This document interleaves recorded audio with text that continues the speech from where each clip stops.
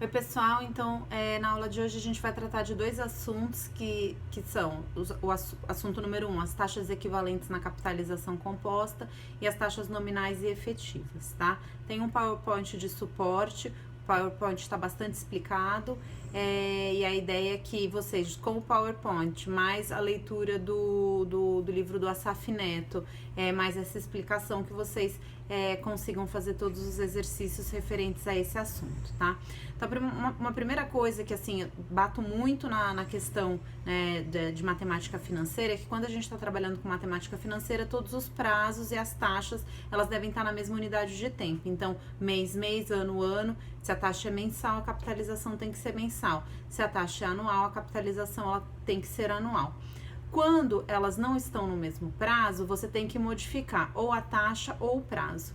Quando a gente fala de juros simples, eu tenho a possibilidade de mexer ou na taxa ou no prazo. Por exemplo, se eu tenho uma capitalização, uma taxa de juros de 2,5% ao mês e vou capitalizar por 3 anos, eu tenho a primeira possibilidade, que é transformar esse meu prazo em meses e usar a taxa mensal de 2,5% ao mês, ou transformar minha taxa mensal em taxa anual e aí utilizar o prazo de 3 anos, tá? Quando a gente vai falar de juros compostos, eu não tenho essa opção mais, eu só posso mexer no prazo. Então, o conceito, o objetivo da primeira parte da aula de hoje é justamente vocês aprenderem a mexer no prazo, quando a taxa está num prazo e o período de capitalização está em outro, tá? Então, existe uma fórmula para fazer isso, a fórmula ela tá aqui, ela é apresentada no slide 3 do arquivo Taxas Equivalentes na Capitalização Composta. A fórmula tá com todas as legendas e aí vocês vão aprender a fazer essas fórmulas. Eu coloquei tudo passo a passo, exatamente como eu faço na lousa, em sala de aula, e não tem nenhuma dificuldade. Lembrando apenas que quando as taxas elas aparecem elevadas, vocês que usam a calculadora financeira têm que colocar lá o chapeuzinho ou o acento circunflexo que aparece na calculadora. Se não trabalham com a calculadora financeira, façam o passo a passo que vai dar a mesma coisa. Eu aqui trabalhei com o passo a passo e vocês vão ver que é possível chegar nas taxas equivalentes dessa forma. Então, por exemplo, eu trabalho com uma aplicação que rende 2,5 em 69 dias, 2,5% em 69 dias, e eu quero saber quanto que ela rendeu num mês, que são 30 dias. Então, tem todos os exemplos aqui, tudo muito tranquilinho, tá? Para vocês passarem por essa etapa. E um outro conceito que é importante é quando a gente está falando das taxas nominais e das taxas efetivas, tá? O que são essas taxas nominais, o que são essas taxas efetivas? A taxa nominal, a gente tem um passo a passo para identificar se o exercício ele está falando de taxa nominal ou se ele está falando de taxa efetiva. E novamente a nossa questão é a diferença nos prazos de capitalização e nos prazos das taxas. Então a primeira coisa que eu tenho que fazer, perguntar, né, pro exercício, naquele processo em que a gente namora o exercício, de quanto em quanto tempo o juros é calculado, ou o juros está sendo pago, ou ele está sendo recebido, apropriado, incorporado, capitalizado.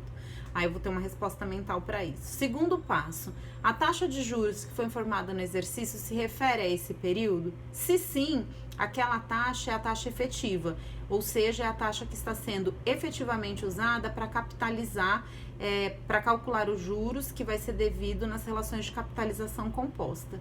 Se a resposta for não, então aquela é uma taxa nominal. E antes de fazer os cálculos de juros, eu preciso transformar essa taxa numa taxa efetiva. Tem uma fórmula para fazer isso, para a gente fazer o cálculo da taxa efetiva. Essa fórmula eu apresentei para vocês, dei um exemplo de quando a gente vai diferenciar. Então, vou dar um exemplo aqui, ó. Se a gente está falando de 12% ao ano e não tem mais nenhuma informação no exercício, isso significa que essa é a taxa de juros e esse também é o prazo de capitalização da operação, ou seja, ano. Se eu falo que eu tenho uma taxa de juros de 4% ao mês e dou apenas essa informação, significa que eu estou trabalhando com uma taxa mensal E o meu período de capitalização também é mensal.